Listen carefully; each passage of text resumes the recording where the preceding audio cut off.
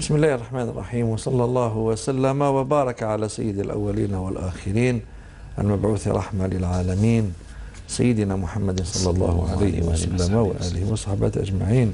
Chers sœurs, chers frères, marhaba bikoum, merci de nous rejoindre sur Canal Algérie, d'être fidèle à votre émission Avis religieux, Dr Djouri marhaba bik. Allah yassalmek matal Nous consacrons cette émission, ce numéro, pour les questions qui nous sont parvenues par email.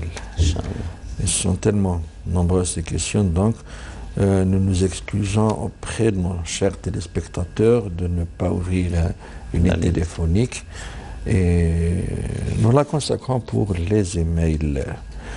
Je rappelle notre adresse électronique, notre email de l'émission, c'est avisreligieux tout attaché @gmail.com. Docteur Djouri, la première question. Salam alaikum, j'habite en France et j'aimerais savoir si tous les piercings de l'oreille, pas juste le lobe, sont autorisés dans l'islam. Donc il faut d'abord expliquer c'est quoi le... Bismillah, salatu wassalamu ala rasulillah wa ala alihi wa sahbihi wa min wala. Chers frères et sœurs, assalamu alaikum wa rahmatullahi ta'ala wa barakatuh. Vous savez que les piercings en général, l'embellissement, rentre dans la culture de tous les peuples de la terre. Et c'est ancestral, c'est-à-dire c'est très très ancien. Lorsque l'être humain a découvert peut-être quelques minéraux, quelques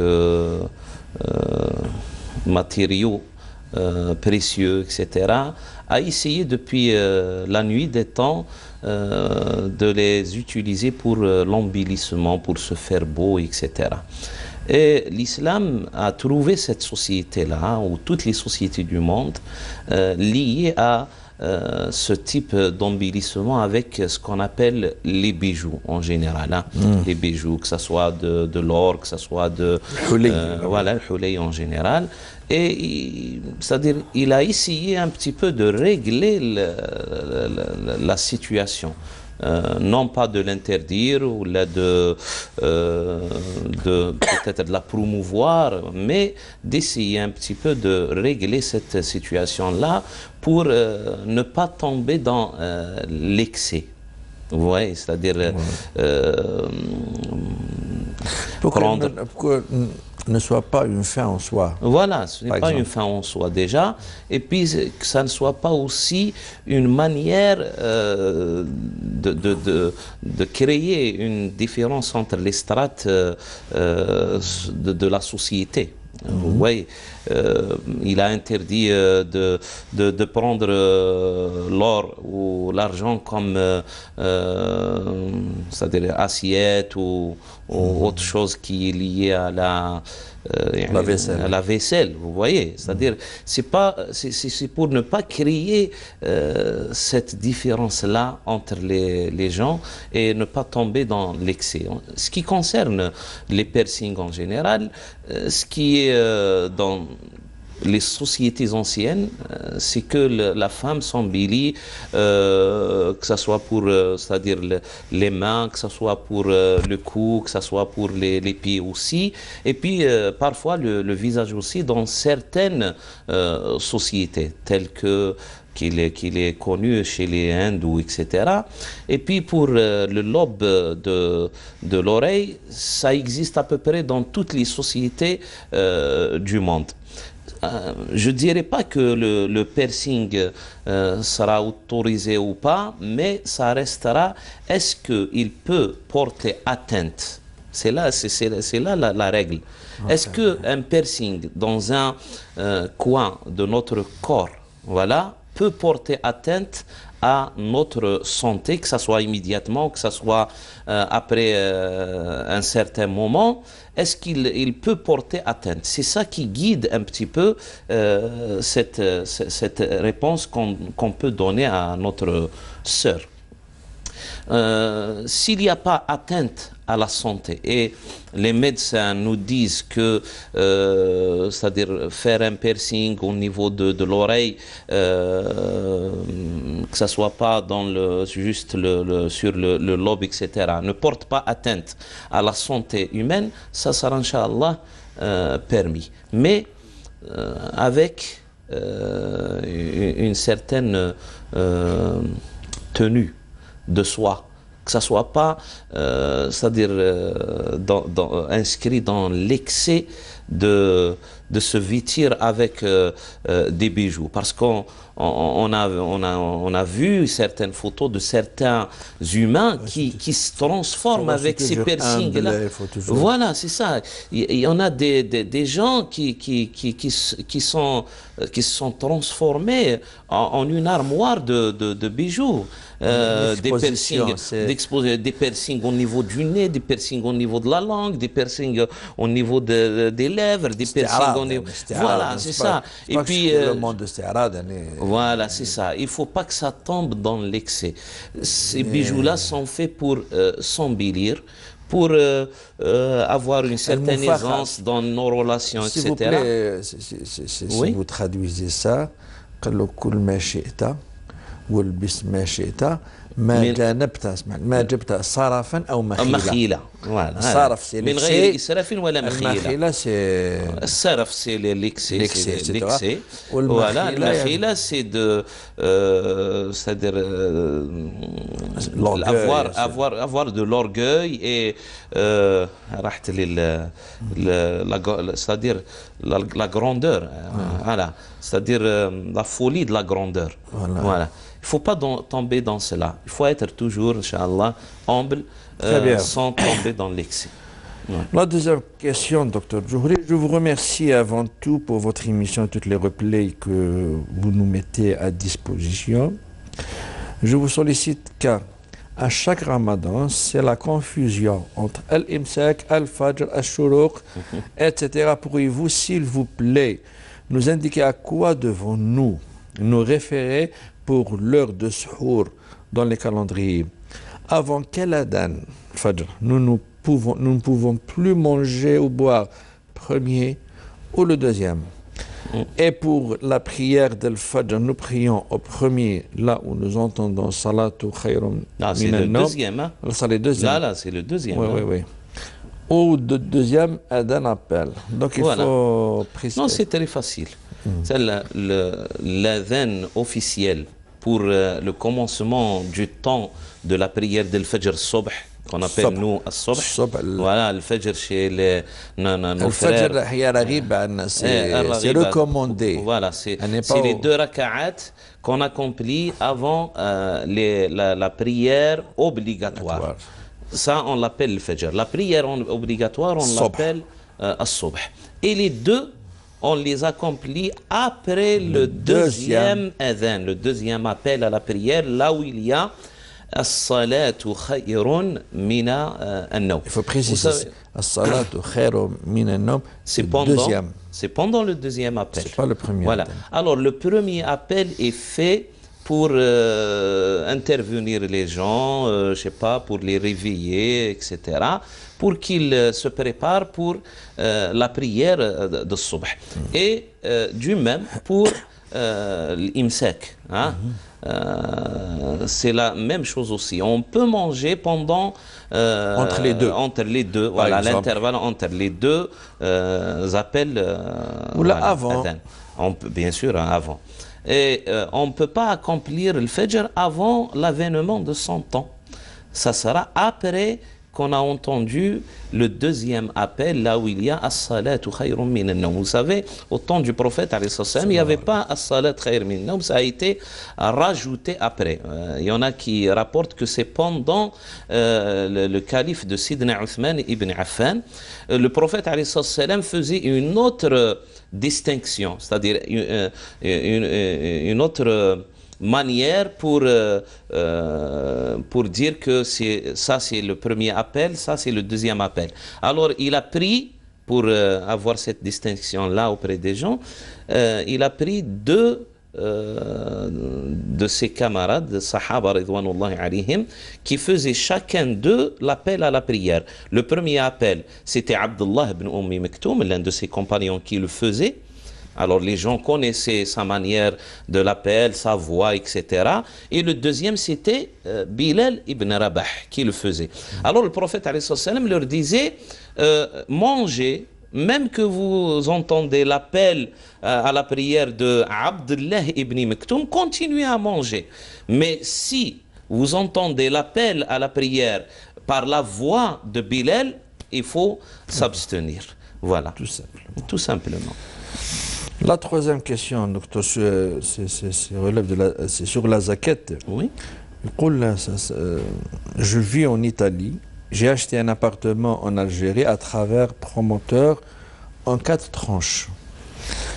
J'économise de mon salaire à chaque fois que la somme est réunie. Je l'expédie au promoteur sans calculer la durée, en sachant que le cours du change augmente à la fin. Comment je dois faire mon calcul en dinars ou en euros? Merci, bien, salam alaikum. Alaykoum salam wa rahmatullahi wa Comment faire le barakatuh. calcul, ou là, est-ce qu'il le fait en euros ou en dinars? Bon, il le fera en euros. Très bien. Voilà, c'est sa source de richesse. Puis il le change avec une autre monnaie, mais à la source, c'est-à-dire La valeur en euros. La valeur en euros. En euros. Et là, s'il était parmi ceux qui s'acquittaient de la zakat, il va prendre une date. C'est très facile. C'est la date où il s'acquitte de la zakat. Soit il y a une date pendant l'année lunaire, hégérienne, soit au changement de l'année hégérienne, comme le font la plupart des musulmans sur terre maintenant. C'est-à-dire à chaque fois que Muharram arrive, il y a en quelque sorte cette réflexion qui est liée à ça, de s'acquitter de sa zakat.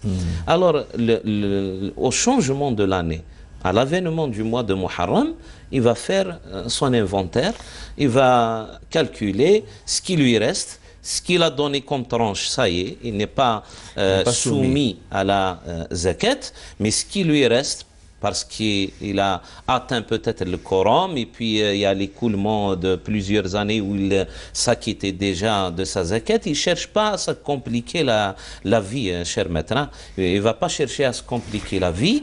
À chaque fois que Muharram arrive, il va calculer toute sa richesse et il sort le 2,5%, bien sûr, par estimation en euros.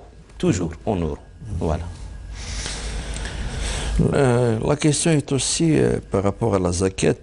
Oui. Merci infiniment pour votre, etc. La question, mon interrogation concerne la zakat al-mal, pour laquelle je rencontre des difficultés à synthétiser les différentes versions entendues, lues, ci et là. Ouais. Pourriez-vous me faire la lumière détaillée sur ce point? Je suis tombé récemment sur la fin de l'émission qui traitait ce sujet. Hélas, j'ai trouvé de rediffusion. Pourriez-vous, s'il vous plaît, m'indiquer si vos émissions sont enregistrées ou peu les... Parfois. Enfin. C'est à la régie qu'Allah vous illumine de sa grâce infinie, vous compte parmi ses pieux serviteurs pour votre implication dans l'instruction des gens en quête de vérité et votre effort pour sa cause et son agrément. Elle a trouvé des difficultés par rapport au zakat al-mal. Zakat al-mal, c'est la règle, c'est Dr. Jouri. La règle pour zakat al-mal. Pour zakat al-mal, c'est que vous possédiez déjà cette richesse-là. Que ce ne soit pas un prêt, on va dire. Hein. Il faut que cette richesse soit en votre possession, totalement en votre possession. La deuxième des choses, c'est d'avoir le quorum dans sa richesse. Et c'est l'équivalent, c'est l'équivalent de 85 grammes d'or. C'est-à-dire celui qui a de l'argent ou là une marchandise, etc. Et quand il additionne tous les éléments de sa richesse, et il voit qu'il a atteint ce quorum-là, il l'a dépassé bien sûr, c'est l'équivalent de 85 grammes.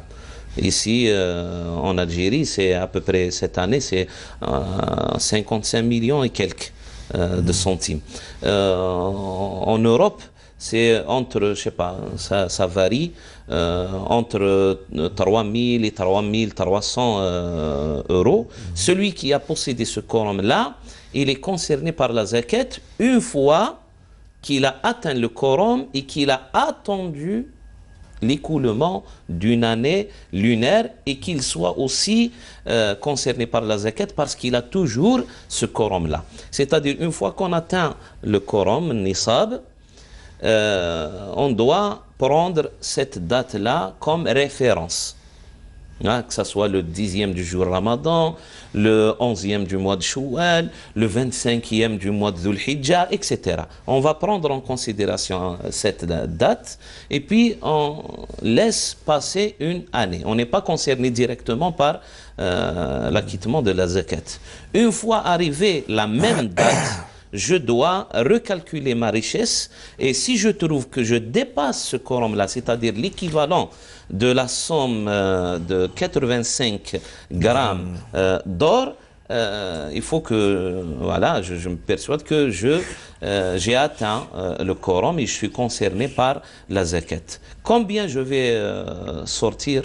Je vais sortir le quart du dixième, c'est-à-dire 2,5%. Toute la richesse, je vais la calculer, je vais calculer toute ma richesse, même qu'il y ait bien sûr des dettes chez les autres. Parfois, on ne s'acquitte pas directement de la dette et on laisse le temps jusqu'à ce qu'elle nous ait rendu. On s'acquitte sur place du quart du dixième, c'est-à-dire 2,5%. Comment je vais calculer? Je vais calculer tout mon argent, qu'il soit en liquide ou qu'il soit en marchandises, parce que parfois il y en a des commerçants qui possèdent de l'argent mais qui est transformé en marchandises, que ce soit une petite marchandise ou que ce soit une grande marchandise, que ce soit des immeubles en stock, des petites choses, les étagères, les étagères, non, les étagères, les outils. Aux étagères, la marchandise. Très bien. Que ce soit au stock ou les étagères. Très bien. Alors je calcule tout et je rajoute aussi, c'est-à-dire ce que les gens me doivent, ce que les gens si je peux m'en acquitter même de ces dettes-là, je le fais. Mais s'il y a une dette dont j'ai le doute, est-ce qu'elle va c'est-à-dire revenir ou pas, là j'attends à ce qu'elle me revienne et puis je m'en acquitte sur place de cette zakat-là. Alors, une fois que j'ai fait le calcul, je divise directement sur 40. Diviser sur 40, c'est l'équivalent de 2,5% pour faciliter le calcul. La règle de 3, voilà. De 100% de... divisé par 100, etc. Sinon, diviser sur 40. Sinon, diviser directement la même chose, sur 40. Très bien. Voilà. Très bien. Bon, j'ai une tante qui fait sa prière dans la voiture quand elle est en voyage ou quand l'heure est passée. Elle ne retire pas ses chaussures. Est-ce toléré par la religion? Merci. Oui, c'est toléré du moment peut-être qu'il n'y a pas une impureté. Et du moment qu'elle a fait ses ablutions. Non, la règle c'est que, c'est-à-dire il y a trois choses à observer. Oui. Voilà, c'est la pureté du corps, la pureté de ce qu'on met comme habit et les chaussures rentrent ce qu'on met. Même le lieu. Et le troisième, c'est le lieu où je vais appliquer elle doit faire ses ablutions avant de porter les chaussures. Du moment que ces chaussures-là ne sont pas touchées par une impureté, najasa, alors elle est valable, cette chaussure-là, elle est valable. Alors elle peut, c'est-à-dire la laisser et accomplir sa prière. Et puis pour le voyageur, celui qui a le moyen, on le dit toujours, il faut le répéter, celui qui en a le moyen de faire la prière, c'est-à-dire dans les normes, il peut s'arrêter. C'est-à-dire, c'est lui qui guide son voyage en quelque sorte. Hein? C'est sa voiture ou je sais pas quoi, le muhim. Et il peut faire sa prière dans les normes en s'arrêtant. C'est interdit de la faire dans la prière, dans la voiture en étant assis. Du moment que j'ai la capacité de la faire dans les normes. Sinon, Voilà, sinon si je suis dans un train, dans un bus, ce n'est pas moi qui guide mon voyage, je n'ai pas vraiment de liberté pour faire ma prière dans un train, dans un avion, dans un bateau, etc. Je vais faire ma prière, bien sûr, avant l'achèvement de son temps, pour l'accomplir dans son temps, et je vais la faire avec la manière, en quelque sorte, qui m'est permise. même si on est en bus ou en train, si on a les moyens de la faire debout, en s'orientant vers la Qibla. Si on a Si les on a, moyens, si on- voilà. Ça sera obligatoire. Si on n'a pas les moyens, même on ne connaît pas la direction de la Qibla, On fait n'importe oh, quoi. voilà, حيثما تولوا فثم وجه الله. Oui. Bon, j'ai commencé la prière en 1987, à l'âge de 17 ans. Oui. Je voudrais savoir s'il faut rattraper les années précédentes, sachant que j'ai actuellement 49 ans. Allah يبارك. Non, Ouais. je ne dois pas y avoir 49 ans. Non, c'est-à-dire il a commencé la prière à l'âge de 17 ans. À l'âge de 17 ans, je Voilà. voudrais savoir s'il faut C'est-à-dire rattraper il les n'a années pas commencé précédentes. sa prière Barakallahu directement fik. après l'âge de la puberté. Vous savez, l'âge de la puberté, ça diffère d'un être humain à un autre, hein. Mais ça varie entre, on va dire, entre 12 ans et 15 ans au maximum, hein, l'âge de la puberté.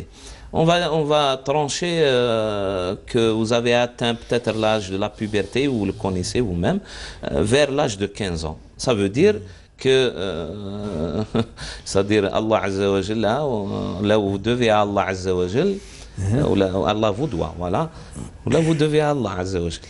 C'est ça. 15 ans, Fi dhimmati. 16 ans, c'est ça. 17 C'est par ans. rapport à la 3 puberté. années. C'est par rapport à Au la puberté. signe. Au signe de la puberté. Très bien. C'est la première éjaculation pour c'est-à-dire l'homme. Etc. on connaît tout Voilà, ça. et les menstruations pour la femme. Voilà. Ce sont les signes de la puberté. Alors oui, même que vous atteigniez maintenant 49 ans, ou là 59 ans, ou là 70 ans, ou là 80 pareil. ans, c'est pareil. Ça n'a rien Ça à sera voir. toujours une dette et il faut s'en acquitter du moment que nos écoles juridiques, les 4 écoles juridiques sunnites, hein, les Hanafites, les Hanbalites, les Shafi'ites et les Malikites considèrent celui qui délaisse la prière seulement par délaissement, par négligence, ils le considèrent toujours musulman, alhamdoulilah. Alors, de sa part, il doit fournir d'efforts aussi pour ça. Et Pour rembourser. Pour rembourser. Voilà. Très bien. Vous devez rembourser au moins, on va dire, 3 années. 3 ans, au plus, Voilà. je sais pas, au moins. C'est ça, au plus. Au maximum, Maximum 3 3 ans. Voilà. Pas plus. Ouais. J'ai commencé. Ah bon, salam alaikum. Je voudrais savoir, s'il vous plaît, j'ai une soeur qui est enceinte de 3 mois. À sa visite pour l'échographie du 3e mois, on lui a dit que son fœtus avait une malformation au cerveau et au crâne. J'aimerais savoir si le médecin lui dit qu'il faut un arrêt de grossesse et c'est haram car le cœur bat, on est perdu. Inch'Allah. Enfin, il est... Vous savez, Allah Azza wa Jalla nous dit La yunbi'uka mithlu khabir. Fas'al bihi khabira dans un autre verset. C'est-à-dire, nul ne peut te donner la confirmation d'une chose sauf l'expert en matière. Le spécialiste. Le spécialiste. Et essayez toujours de vous référer aux spécialistes. Maintenant, on a les moyens de voir tout. Maintenant, on a tous les moyens. On peut changer, même avoir 2 avis, 3 avis d'un médecin. Les jurisconsultes parlent de 3 avis. 3 avis. Voilà. Alors, vous pouvez avoir un autre avis d'un autre médecin et puis un autre avis d'un autre médecin. Et s'il donne le même diagnostic, on va dire, ça sera, Inch'Allah, permis pour préserver en quelque sorte la vie de la mère, parce que dans ces malformations-là, à 99%, le bébé ne va pas vivre en quelque sorte. يموت في بطن. تقريبا يموت ولا يزيد ومن بعد ايامات برك ويموت. Alors ça sera Après le troisième avis, vous avez le droit. Ça sera peut-être une atteinte seulement à la vie de la mère. Alors s'ils décident, tous les médecins décident, ils donnent le même diagnostic que cette femme-là doit avorter, Inch'Allah, qu'elle le fasse, il n'y a pas de souci, ce n'est pas haram. Inch'Allah. La question, comment prier lorsque l'on voyage par bateau, train ou avion? On l'a déjà. Voilà. C'est-à-dire, si on a les moyens de se mettre debout et de s'orienter vers la Qibla, qu'on le fasse. Si on n'a pas les moyens, on accomplit sa prière selon les situations qui nous est permises. Très bien. Quelle est votre sentence sur la poignée de main échangée avec une femme étrangère en dehors de toute considération de nécessité? Par exemple, si cette poignée de main est échangée parce qu'on serait gêné de ne pas le faire dans le cas d'un jeune homme vivant en Occident, etc. Ouais, vous savez, la règle, c'est que la règle, c'est كن مفتي يعني تاع روحك، افتي لروحك.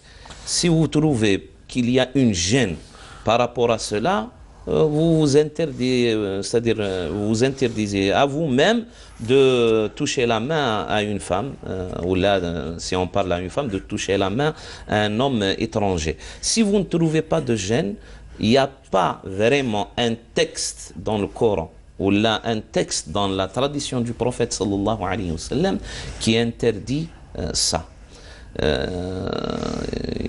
On peut bien ou la beau chercher dans le Coran pour trouver un verset concernant cela, on ne va pas le trouver. Et puis même dans la tradition du prophète alayhi salam, il y a un hadith que ceux qui interdisent évoque toujours le hadith où le prophète alayhi salatu salam dit لأن يُخَذَ أحدكم بمخيط في رأسه خير من أن يمس امرأة لا تحل له. بارك الله فيك. C'est un mot sémitique, polysémique. C'est-à-dire عنده معاني كثيرة. في القرآن lorsqu'il parle يلمس, c'est le rapport. C'est le rapport. بارك الله فيك. Alors la plupart des savants de l'islam disent que ce hadith-là n'a aucun lien avec la poignée de main ou la toucher la main. Alors, même que ce hadith-là, dans ce hadith-là, il y a, c'est-à-dire un certain appui du prophète sallallahu alayhi wa sallam concernant le fait de toucher. Il n'est pas explicite. Ça parle d'autre chose. Ça parle de la fornication. Très bien. Zina.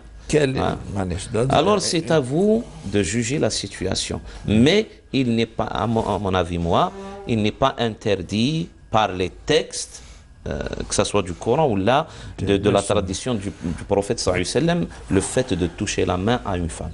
Là, une question, apparemment, c'est en urgence, il attend la réponse, c'est par rapport au Hajj. Oui. Est-il permis à une personne d'accomplir le Hajj alors qu'elle a sur son corps un tatouage? Je connais une personne qui s'est fait tatouer lorsqu'elle était jeune et qui regrette maintenant. Ce tatouage a été fait sous la peau. C'est pour cela que ces petites et grandes ablutions sont valides, car elles lavent la peau, comme l'a dit un moufti. Cependant, ma question concerne son Hajj. Cette personne a déjà acheté un billet d'avion, alors qu'il se peut que son Hajj ne soit pas valide et qu'elle entre en enfer à cause de ce tatouage. Non. C'est-à-dire, vous êtes soumis à une certaine idée de difficulté concernant l'accomplissement des dogmes de l'islam, etc. Le tatouage, déjà, comme vous l'avez dit, n'annule pas les ablutions. Alors, sous la peau. Et voilà, déjà sous la peau, même qu'il soit... Il ne faut pas une couche qui isole l'eau. Donc, même qu'il soit sur la peau. Ça veut dire qu'on peut l'éliminer alors qu'il soit sur la peau. Mais même le henna... Le tatouage est par définition sur la peau. Sous la peau. Alors, il n'annule pas les ablutions. Du moment qu'il n'annule pas les ablutions, la moment prière, que vous faites la prière, la prière est elle n'est pas valide, elle est valide. Alors le tawaf le jeûne aussi est valide. non, le jeûne est valide, on ne va pas parler de ça. Non, c'est le toutes les pèlerinage, prières. pourquoi? Il y a le tawaf, parce qu'on doit faire des ablutions pour le tawaf. Oui, الطواف صلاة إلا أنكم تتكلمون. Barakallahu fik. Hadith. Alors, du moment que la prière est valide, Inch'Allah, alors le tawaf aussi est valide, qu'il continue dans son, voilà, dans son intention, Inch'Allah, et qu'Allah Azza wa Jalla accepte de lui son pèlerinage et qu'il ne nous oublie pas, Inch'Allah, dans ses du'as, dans ses invocations, Inch'Allah. Docteur Jouhri, nous allons faire une petite pause pour un spot et nous revenons, Inch'Allah, après un instant.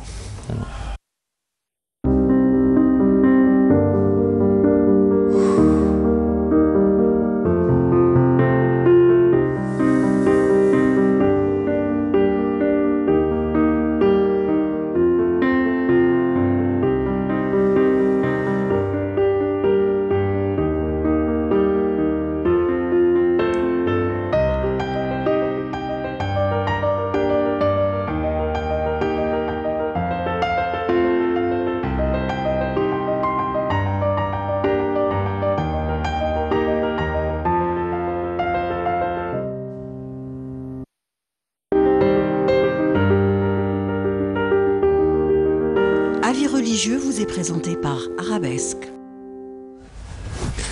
Merci, Dr. Jouhri, marhaba bik. Toujours, nous continuons, Inch'Allah. Oui. On a terminé avec le tatouage et le hajj et tout cela. Ouais. Je désire envoyer ma mère accomplir le hajj, mais j'ai une sœur qui est mariée à 4 enfants et qui a besoin d'aide, car elle est pauvre. Ouais. Dois-je envoyer ma mère accomplir le hajj ou dois-je aider ma sœur? Quel acte est le meilleur?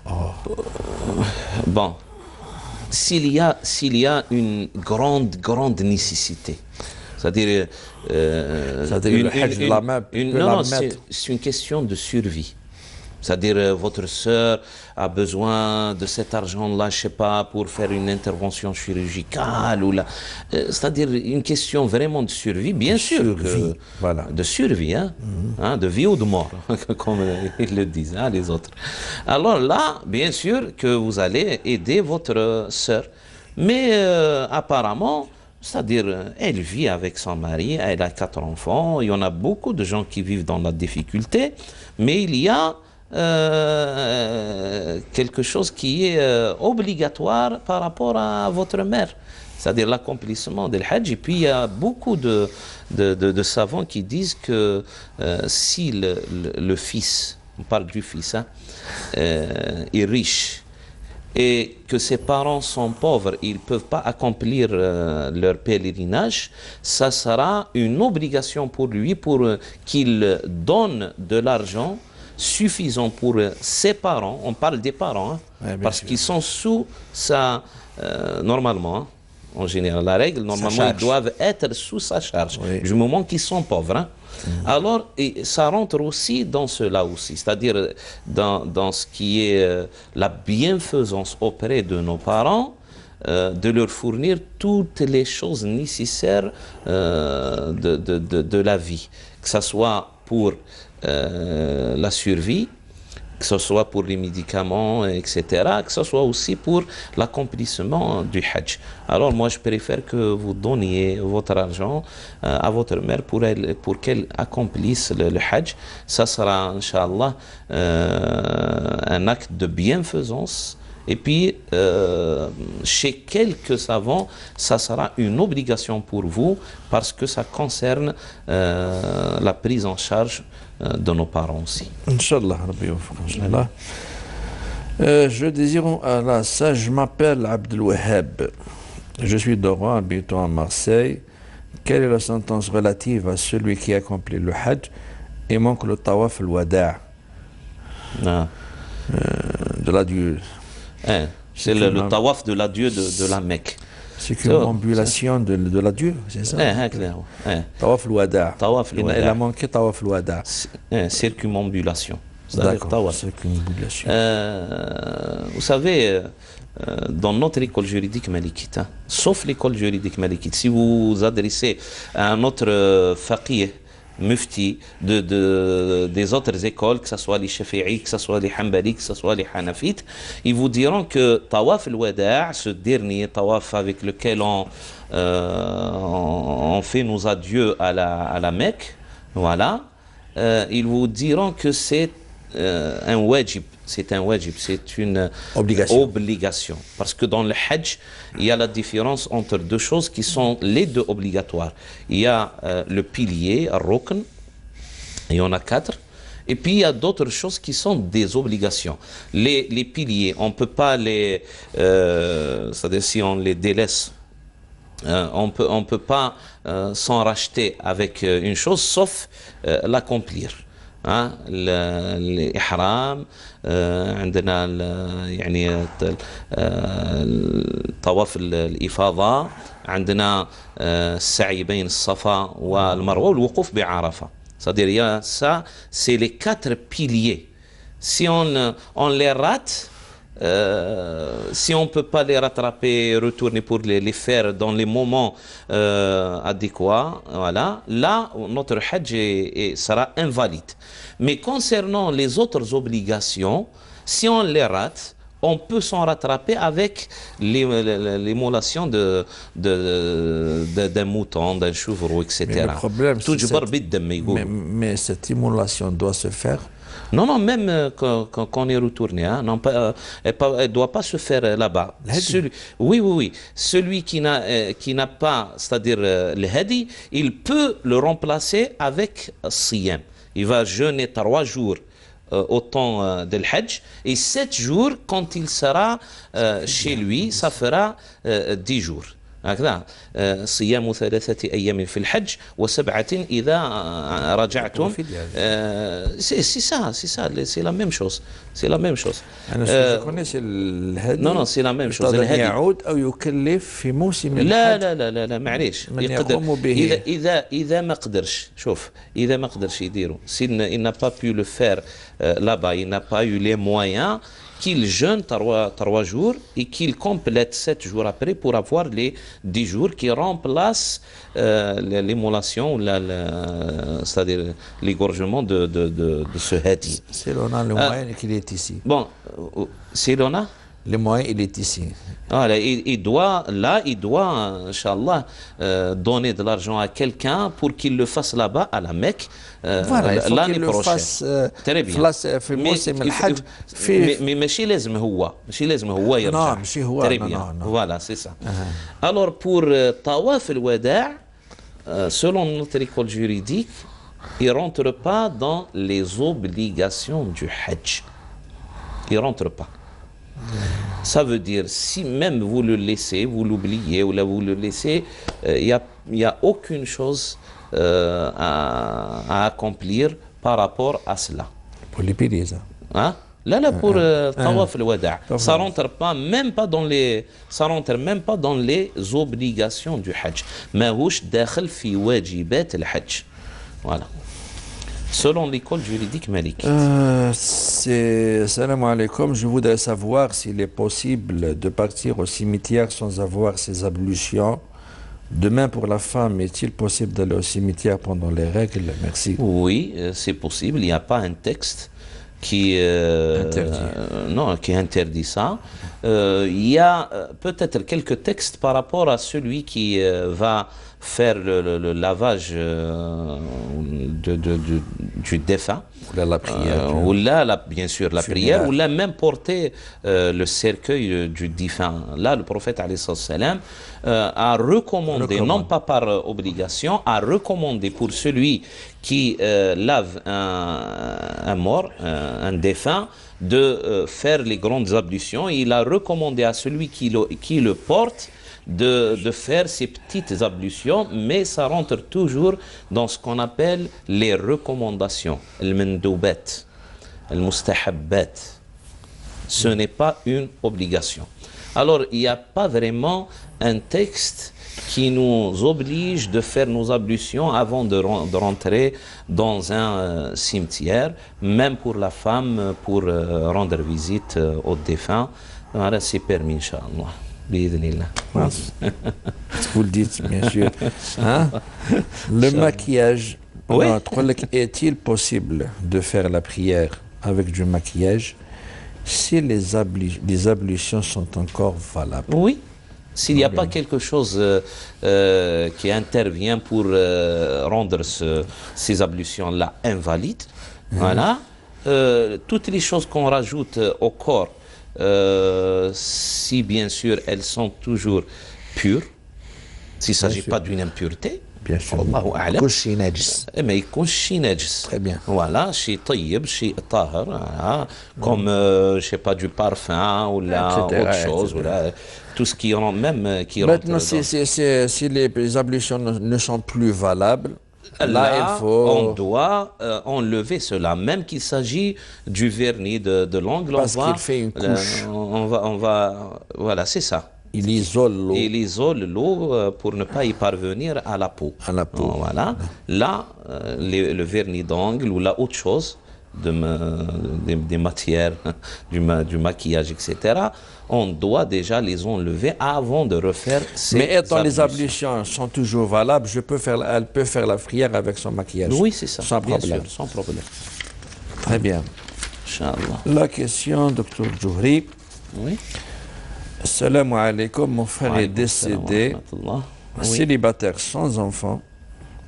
Bien sûr, célibataire sans enfant. Oui. Il a laissé une somme d'argent.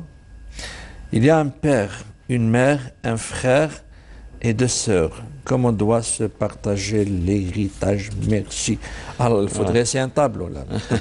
C'est pas Non, si c'est facile, c'est facile, c'est Là, facile. d'abord, Parce qu'il y a déjà le il y a père, le un père sixième qui pour yahjab, un sixième. un sixième pour la mère. Il le perd. Et là, le père, il prend le reste. Il prend le reste de toute la richesse ou yahjab khawt hadou. Le frère et la sœur. Voilà, le frère et les sœurs, il y a un frère et deux sœurs.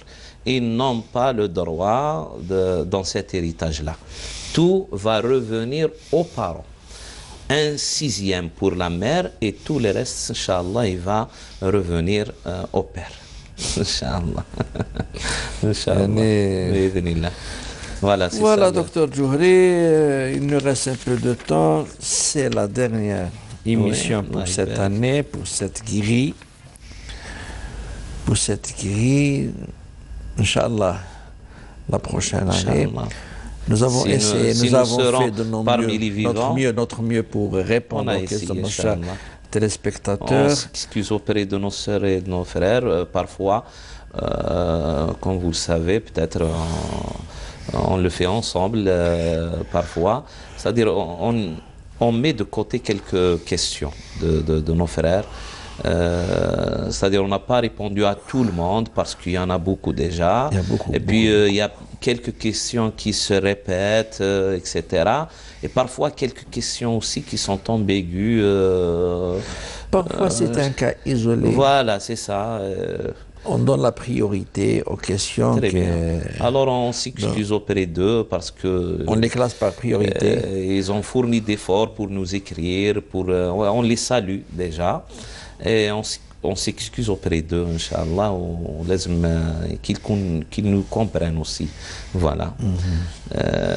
Nous avons toujours essayé d'être dans le cadre de notre référent national. Inch'Allah. Du mieux qu'on peut. Du mieux qu'on peut. Voilà. Parfois. À travers l'école malikite. Voilà. Parfois, c'est des exceptions. On sort de l'école malikite pour des raisons, bien sûr. C'est dans l'esprit, dans le cadre de l'esprit. Très bien. Et les finalités de la charia. On doit sortir un petit peu. Parfois. Là où, si on reste dans le cadre, ça aboutit à haraj ou mashaqqa. Très bien.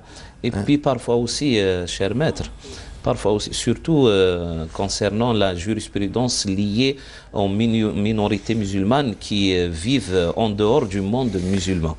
C'est-à-dire il faut prendre en considération quelques fatwas qu'on a données, qu'on a émises. Parfois, les gens rentrent dans la confusion, parfois. C'est-à-dire, ils ne comprennent pas bien notre approche de quelques... Ils ne saisissent pas bien parce qu'il y a toute une jurisprudence hein, exceptionnellement liées aux minorités musulmanes qu'on ne doit pas appliquer dans un contexte dans un socio-culturel contexte, particulier. voilà, c'est ça. Donc C'est-à-dire, quelqu'un qui exerce sa religiosité dans un contexte français, là, il y a des contraintes qu'il faut prendre en considération. Par C'est rapport ça. à l'esprit, Ouais. les finalités de la C'est-à-dire, charia. Oui, cette lorsqu'on donne une particularité. fatwa liée directement à quelqu'un qui vit en Europe, ou là au Canada, ou là en Amérique, etc., là où c'est-à-dire l'application des rites de l'islam n'est pas aussi évidente Oui, que celle qu'on exerce dans le monde musulman, il faut, c'est-à-dire laisser ces fatwas-là, les restreindre à ces situations-là. Il faut rester dans l'esprit. Il faut rester dans l'esprit. Et ne pas prendre une fatwa qu'on a émise, qu'on a donnée, comme étant une généralité, c'est-à-dire on va la généraliser sur tous les cas, même ceux qui vivent au sein du monde musulman. Oui. Alors, il faut que nos frères et sœurs nous comprennent lorsqu'on donne une certaine fatwa, que ça soit lié peut-être au manger halal, ou là que ça soit manger, ou là lié ou là, à l'usure et le prêt bancaire, ou là l'investissement, ou là, etc. Ça rentre dans cet esprit-là de la jurisprudence liée à la minorité musulmane vivant à l'Occident en général, ou là en dehors du monde islamique. Et toute l'intelligence du jurisconsulte est là. C'est ça, bien Comment lire intelligemment le texte dans un contexte. Voilà. C'est-à-dire observer l'esprit du texte. Bien sûr. En l'appliquant dans un contexte avec des particularités qu'il faut observer. C'est ça, vous l'avez bien expliqué maintenant. Ah, très bien. Ouais. C'est pour ça qu'il y a bon, on l'appelle fiqh, la jurisprudence des minorités. Dans un, donc on a essayé d'observer ça, de mettre en exercice toutes ces particularités, sur l'angle de vision, sur la philosophie. Et on a essayé de... Alhamdulillah. Donc, Djouhri, après votre permission, docteur Djouhri, nous laissons à nos chers téléspectateurs, surtout dans ce contexte, les mails qui s'affichent sur l'écran. On est toujours attentif à vos questions. Même on peut vous répondre à travers les mails. Oui. Parfois, on l'a fait, sûr. Oui, parfois. Donc, l'email est toujours à votre disposition pour vos questions, surtout qui ont un caractère un peu spécial, urgent, qui ne peut pas attendre. Il est toujours, même Dr Djouhri est toujours à votre disposition. Même vous, maître. Enfin, si vous le faites. Vous le moufti. Et Inch'Allah, l'année prochaine, la saison prochaine. Dès septembre peut-être. Inch'Allah, يكتب ربي فيها عمر.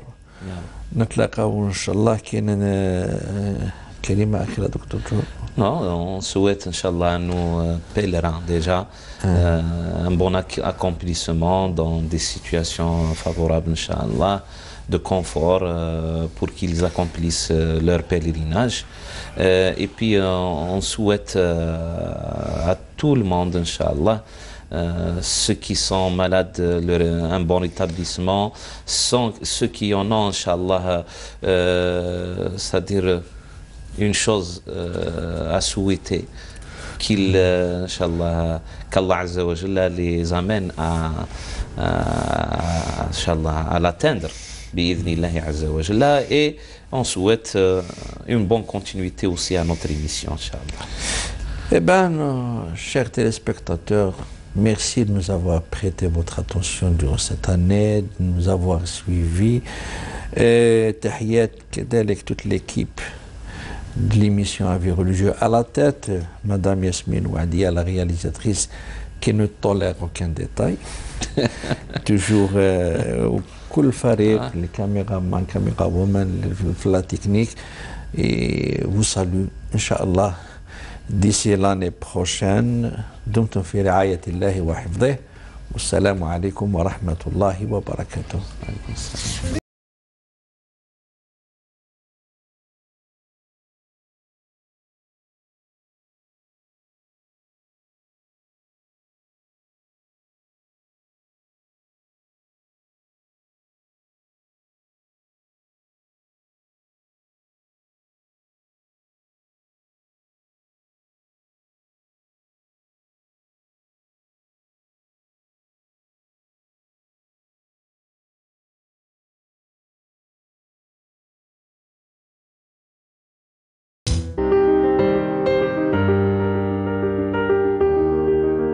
religieux vous a été présenté par Arabesque.